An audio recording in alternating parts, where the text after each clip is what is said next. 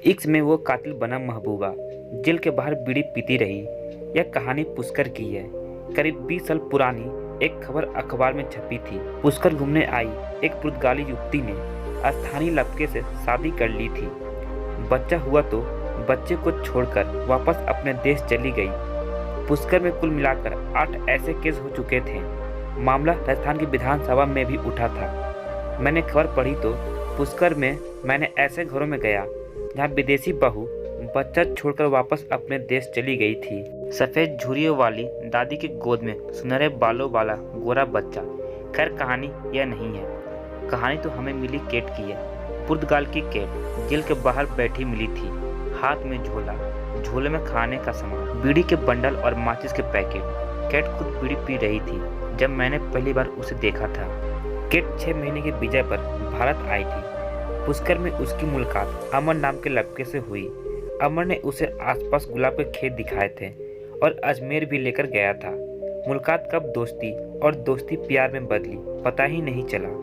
अमर शादीशुदा था, उसका एक बच्चा भी था। एक दिन केट ने रोते हुए कहा कि उसका अपने पिता से झगड़ा हो गया है और उन्होंने पैसा भेजना बंद कर दिया। अमर उसे अपने घर ले गया। अमर की पत्नी ने केट को अपनी बहन की तरह रखा। अमर का बेटा केट को मौसी कहकर पुकारता। केट ने अमर के साथ लपकागिरी करना शुरू कर दिया। अमर का काम चल निकला। दोनों सुबह साथ साथ घर से निकलते और कभी कभी तो 2-3 दिन बाद लौटते। कह देते कि सफारी के साथ संभल चले गए थे या फिर पुर्तगाल का ग्रुप साथ में जोधपुर ले गया था। अमर की पत्नी इस बीच गर्भवती हुई और अपने मायके चली गई। लौटकर आई तो गर्भवती केट से सामना हुआ। अब अमर और उसकी पत्नी के बीच दिन रात झगड़े होते। उधर केट को उसके नाराज चढ़े पिता ने धमकी दे डाली कि अगर वह वापस नहीं लौटी तो उसे संपत्ति से बेदखल कर दिया जाएगा। अमर नहीं चाहता था कि केट वापस लौटे। पत्नी का दबाव था कि वापस जाती है तो जाए, साथ में बच्चा भी लेते जाए। बच्चा नहीं ले जा सकती है तो यहीं छोड़ जाए।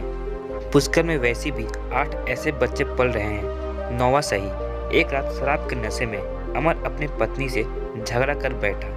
गाली गलौज हुआ, एक दूसरे पर हाथ उठाया गया। पता नहीं कब अमर के हाथ चाकू आया और कब उसने पत्नी के पेट के आर पार कर दिया।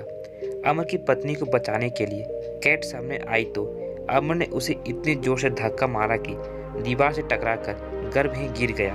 अमर को 10 साल की सजा सुनाई गई। आगे कहानी यह है कि केट चाहती तो वापस पुर्तगाल जा सकती थी।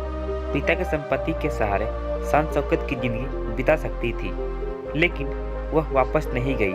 केट का बच्चा भी गर्भ में मर चुका था, जिसके लिए अमर ही जिम्मेदार था। इस नाते भी केट उसे जेल में सड़ने के लिए छोड़कर वापस जाने के लिए आज़ाद थी, लेकिन केट पुष्कर में ही रुक गई। जेल के बाहर बीड़ी पीते हुए अमर की सजा पूरी होने का इंतजार करने लगी।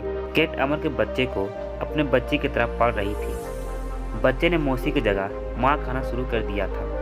केट के पिता एक बार खुद पुर्तगाल से पुष्कर आए थे, लेकिन केट ने साथ जाने से साफ मना कर दिया था। मैं जब केट से मिला तो अमर की सजा पूरी होने में 2 साल बचे थे।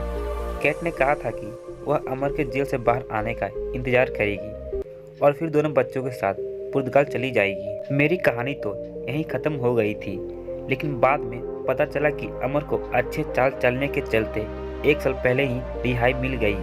केट ने अपना वादा पूरा किया, अपने साथ अमर और बच्चों को पुर्तगाल ले गई। वहाँ दोनों हैंडक्राफ्ट का काम शुरू किया। अमर का इस बीच पुष्कर आना होता रहा। आगे पता चला कि अमर ने केट से छुपाकर पुष्कर से बाहर जमीन खरीदी थी और अमर रिजॉर्ट खोलने की सोच रहा था। केट को इसकी भनक लग गई और दोनों के बीच इस बात को लेकर जोरदार झगड़ा भी हुआ। झगड़ा बाद में एक सिलसिला बन गया। अमर का मन पुष्कर में रमता रहा और केट यहाँ लौटना नहीं चाहती थी। इश्क में वो कातिल बना महबूबा, जेल के बाहर बीड़ी पीती रही। तो दोस्तों, ये कहानी कैसे लगा कमेंट सेक्शन में जरूर बताइएगा और ऐसा कहानी सुनने के लिए इस चैनल को सब्सक्राइब कर लें।